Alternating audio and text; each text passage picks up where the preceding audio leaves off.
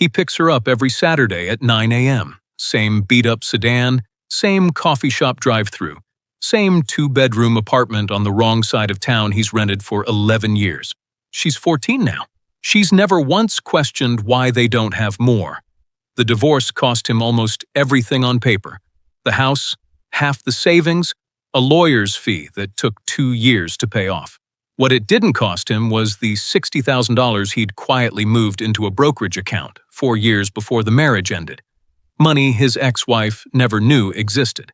Money he never touched during the split, because touching it meant explaining it.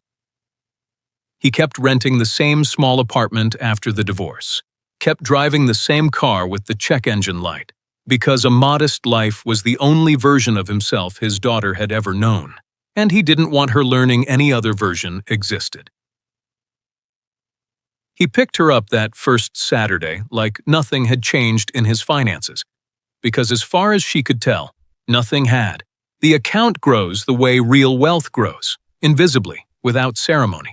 $60,000 becomes $300,000 over 6 years of steady contributions from a job that pays him decently, but not extravagantly.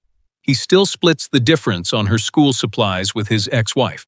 He still says no to the expensive sneakers, not because he can't afford them, but because he doesn't know how to say yes without the number behind it becoming visible. His daughter, at 12, asks once why her friend's dad drives a nicer car. He says some people make different choices with their money. It isn't a lie. It also isn't the whole truth. By the time she's 13, the account crosses $1 million.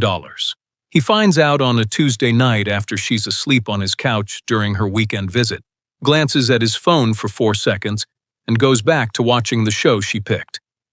He tells exactly one person, his brother, over a beer. Neither of them plan to drink that seriously. His brother asks if he's told his daughter. He says no. His brother asks why not. He says, because right now she loves me for driving her to school in a car with a check engine light. I don't know what she'd love me for if that changed. By the time she's 16, he's crossed $8 million. She still thinks his job is fine, not great.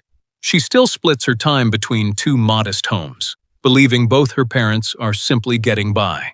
He's let her believe it, carefully, for years, because the alternative felt like a kind of theft, stealing the version of their relationship that was never about what he could give her. She's 19 now, in her second year of college, when she calls him on a Sunday night with a voice he's never heard from her before.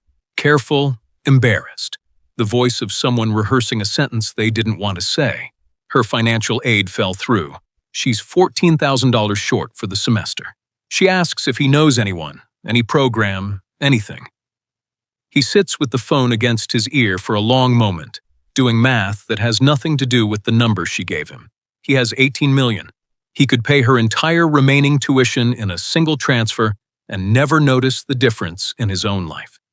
He doesn't sleep that night. Not because of the money was never the hard part.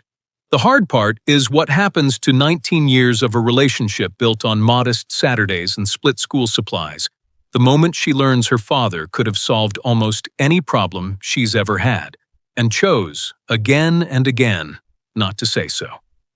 He calls the college's financial aid office the next morning, asking about scholarship and grant options in general terms, careful not to reveal anything about his own finances.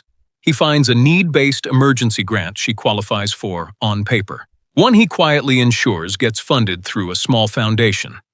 His accountant helps him set up, a foundation with no name attached to him. The grant covers her shortfall completely.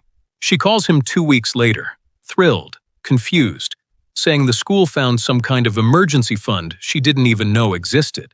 He tells her that's wonderful news, that sometimes these things exist, and nobody tells you until you ask. That part isn't a lie either. He hangs up and sits alone in his apartment for a long while. The same apartment he's had for 11 years, surrounded by furniture that costs less, combined, than what he could have paid for her semester without a second thought.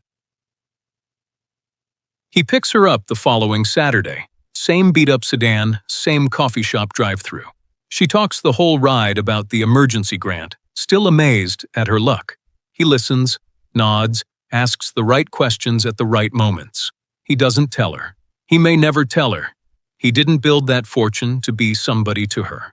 He built it so that one ordinary Sunday, a phone call about $14,000 could end in relief instead of dread, without her ever needing to know why. That Sunday came. Nobody clapped. He just picked her up on Saturday, same as always, and asked her how her week had been.